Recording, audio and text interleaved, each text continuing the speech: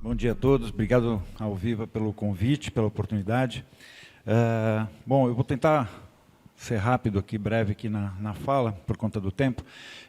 E uma boa parte do que eu poderia discutir aqui na apresentação já foi muito bem colocado pelo João, pelo Fábio. Essas palestras anteriores já apontaram aí alguns caminhos aí para a gente trabalhar a questão do bycatch da fauna marinha, no que diz respeito às tartarugas marinhas, né? Então, assim, um panorama geral do que é o problema do bycatch das tartarugas marinhas. Tem um trabalho que a gente costuma citar, de um pesquisador norte-americano, Brian Wallace, de 2010. Ele fez uma revisão de tudo que havia de publicação sobre capturas incidentais de tartarugas marinhas na pesca no mundo. E ele chegou a esse número aqui de 85 mil capturas reportadas em 18 anos, e ele considera que, esse 85 mil capturas em 18 anos equivale a entre 1 e 5% do que se conhece da pesca, porque não se tem dados de pesca na maior parte do mundo. Então, é como se a gente colocasse mais 2 zeros naquele número, aquele 85 mil viraria 8 milhões e 500 mil tartarugas capturadas em 18 anos, né? Então, isso é para ter uma ideia do que acontece no mundo. Aqui um exemplo que alguns casos assim são bem mais chocantes. Aqui no México, 300 tartarugas adultas, Lepidocales olivácea, mortas numa rede só. Isso acontece pontualmente em áreas onde as tartarugas se agregam para se reproduzir, e se coloca uma rede ali, vai acontecer um problema bem grave como esse. Não é nosso caso aqui no Brasil, a gente não tem essa agregação de tartarugas fêmeas desovando, mas a gente tem vários exemplos de 5, 10 tartarugas capturadas numa rede de emalhe costeira, isso em vários lugares do Brasil. Aqui algumas fotos retiradas de notícias de jornais, de revistas aí ao longo do Brasil. Tem várias situações, isso é uma situação cotidiana, tartarugas sendo capturadas em pesca costeira quase todos os dias no Brasil, tá? O projeto Tamar em Ubatuba começou a registrar nos anos 90 as capturas incidentais. A gente chama de incidentais, acidentais, não faz muita diferença. A gente começou a registrar nos anos 90, em Ubatuba, para tentar entender essa interação das tartarugas com a pesca, e procurando os pescadores, buscando essa informação, e a gente teve a oportunidade aí de registrar então os dados, as espécies, dados biométricos, o tipo de pesca que estava sendo usada, dentro de uma campanha que a gente chamava de Nem Tudo Que Cai na Rede é Peixe, né? Tentando sensibilizar o pescador da importância de devolver ao mar as tartarugas capturadas nas redes. Esse aqui é um gráfico aqui com a quantidade de capturas registradas nesse período, então desde 91 até 2023, 13 mil capturas, 13.800 capturas em Ubatuba, com um grupo de em torno de 100 pescadores, tartarugas que foram capturadas. O pescador chamou o Tamar, a equipe foi até o local, identificou a espécie, mediu, pesou, tartarugas vivas, colocou a marquinha numerada, devolveu ao mar, tartarugas doentes, feridas, machucadas, levou para o tratamento e reabilitação, tartarugas mortas, levou para a necrópsia e identificação de causa-morte. Então, esse é um volume bastante significativo, né, de 13 mil tartarugas só em Ubatuba, com um grupo de em torno de 100 pescadores colaboradores, tá? Dá uma ideia da dimensão do problema.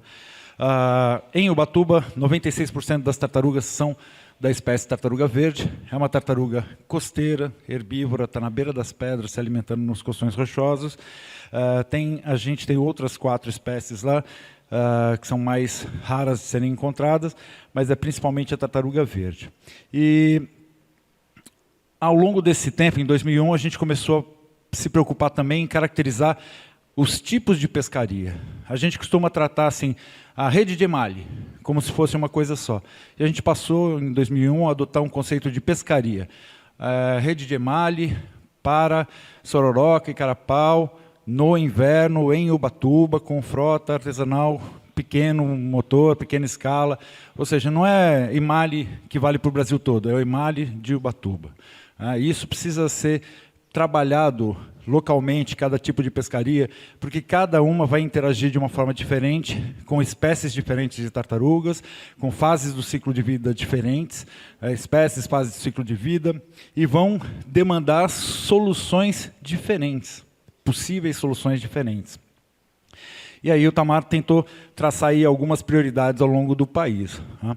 Em Ubatuba, aqui, nesse mesmo momento, a gente começou a trabalhar também com a pesca oceânica, que são uma curiosidade, ali um mapa mostrando os locais onde atuam frotas, onde tem capturas registradas em espinhel pelágico ao longo da costa brasileira. Então, o litoral brasileiro todo tem capturas incidentais de tartarugas marinhas, inclusive em alto mar. E ali um detalhe bem curioso de uma tartaruga gigante, a tartaruga de couro, pequenininha, jovenzinha, que a gente nem sabia onde elas existiam, e a gente pôde registrar isso a partir dessa parceria com os pescadores. Primeiro ponto, sem a informação do pescador, fica muito difícil a gente avançar nesse trabalho. Para trazer aqui a questão aqui para a nossa região, esse aqui é um mapa da região do que a gente chama de Bacia de Santos, aí, por conta do PMP. A gente fez uma coleta aí de informações do que havia de reporte para a tartaruga, para as 4 espécies que a gente tem aqui no litoral. A tartaruga verde, o que mais tinha aqui reportado, registrado, publicado, era ali no litoral norte de São Paulo, muito por conta da presença do Tamar, do trabalho. A tartaruga de pente, muito costeirinha, né, bem costeira mesmo aqui na nossa região, raramente encontrada em alto mar.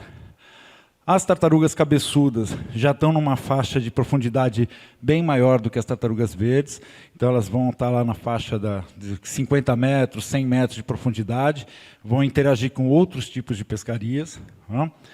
E a tartaruga oliva a gente quase não tinha até 7 anos, 8 anos atrás, e agora começou a aumentar um pouquinho, que está aumentando a população, mas também são bichos que aqui na nossa região aparecem em alto mar. E a tartaruga gigante, a gente tinha bastante informação delas até 2005, quando então era permitida a pesca de rede de emalhe de deriva para tubarões, que foi uma pesca banida aqui no país em 2005. Mas até essa época a gente tinha bastante informação de captura em alto mar. Então a distribuição desses bichos é diferente de cada espécie, de cada fase do ciclo de vida, e a gente tem que trabalhar com as pescarias de uma forma diferente. Em Ubatuba, a gente priorizou a rede de emalhe costeira, que é colocada perto das pedras, porque 96% das tartarugas que estão lá são tartarugas verdes. Então, a gente priorizou trabalhar com essa pesca. E uma das estratégias que a gente tentou implantar ali, foi pesquisar, primeiro isso partir de um teste, junto com os pescadores, foi testar um experimento sobre dia e noite, o horário de captura. É uma coisa bem simples, bem básica, né? Difícil de achar na literatura qual o horário, o período de atividade da tartaruga verde. Né? Vai procurar isso na literatura, parece ser uma coisa tão óbvia e não está muito claro isso. E a gente, durante 2 anos, fez um estudo colocando redes de emalhe dos pescadores nos locais que eles pescam, e a gente foi verificar a cada 4 horas, sempre colocava a rede e deixava 24 horas, visitava de 4 em 4 horas para ver o horário de captura das tartarugas, o horário de captura do pescado. 80% das capturas de tartaruga verde acontecem de dia, 80% do pescado acontece de noite. Então a gente chegou numa proposta, vamos colocar essa rede no finzinho da tarde e tirar ela bem cedo, que a gente vai reduzir 80% do problema das tartarugas, com pouco prejuízo para a captura de peixe, do pescado, de interesse deles. E, além de fazer essa pesquisa com eles, com as redes deles, eles nos ensinaram, porque eu não sou pescador, a gente não sabe pescar, eles nos ensinaram como colocar rede, como trabalhar. Aqui está um resumo aqui do resultado. Mas a gente foi levar essa informação para eles, antes de sair divulgando. Isso aqui que a gente encontrou faz sentido para vocês? Não, isso é o que a gente vê mesmo, é mais de dia mesmo que pega tartaruga, peixe é mais de noite, antigamente todo mundo pescava de noite. Então, vamos voltar a pescar desse jeito? Então, essa questão de envolver o pescador, o João colocou isso aí, o Fábio colocou isso aí, que é fundamental. E é algo que a gente não aprende na universidade. A gente não aprende no curso de biologia essa interação, esse trabalho com as pessoas. Isso é algo que a biologia, a oceanografia, a ecologia vai ter que avançar mais nos cursos de graduação, como é que a gente interage com a sociedade. Porque só a gente ficar na bolha aí da academia, a gente não vai conseguir avançar muito. E o resultado é que eles concordaram, não, tudo bem, dá para fazer desse jeito. Essa é uma das soluções que a gente encontrou para a tartaruga verde em Ubatuba. Simultaneamente, a gente fez um outro teste de um dispositivo luminoso que o NOAA, nos Estados Unidos, estava testando para afastar as tartarugas da rede. E fizemos o teste em 2 redes, comparando uma rede com o dispositivo luminoso, outra sem, e o resultado foi bom. As tartarugas realmente não vão na rede que tem luz, mas os peixes também não vão. Então, algo que deu certo lá no NOAA não dá certo para a gente em Ubatuba. Ou seja, não tem uma solução milagrosa que vai ser aplicada em todos os lugares, para todas as espécies, e vai dar certo em todos os lugares. A gente vai ter que buscar soluções específicas em cada região em que a gente atua para cada espécie. Um tipo de solução que já é bastante conhecida para o arrasto de camarão, isso mundialmente falando, é o TED, o Dispositivo de Exclusão de Tartaruga. É um dispositivo que foi inventado há muito tempo, e desde 94 foi feita uma portaria obrigando os barcos de arrasto de camarão no Brasil a usarem o TED. Quantos barcos usam o TED no Brasil? Praticamente nenhum. A lei é de 94, mas ninguém usa. O João citou ali o top-down. Né? Você vê com uma portaria top-down que os pescadores não participam, eles não acreditam, não vão usar. E não fazem. Se não tem fiscalização, não avança.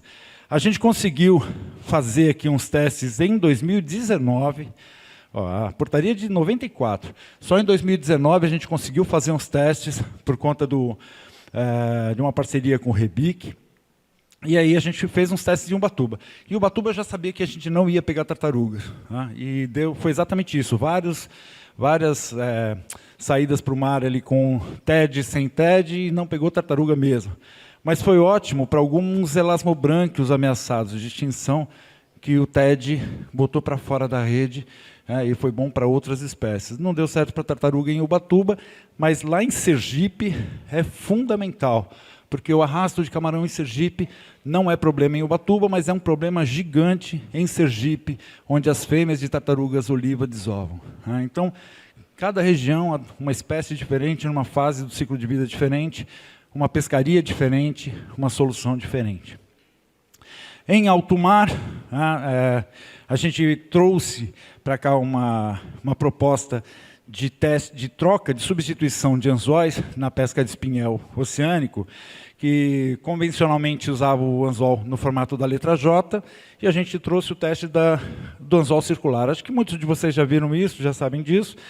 E a diferença é que a tartaruga cabeçuda, que é a mais capturada nessa pescaria, ela não engole o anzol e ela fica com o anzol preso na boca. O anzol é mais gordinho, mais arredondado, fica preso na boca, o pescador retira. Qual a vantagem para o pescador? Ele não perde o anzol. Então é um ganho econômico. O anzol é um pouquinho mais caro, mas ele não perde o anzol.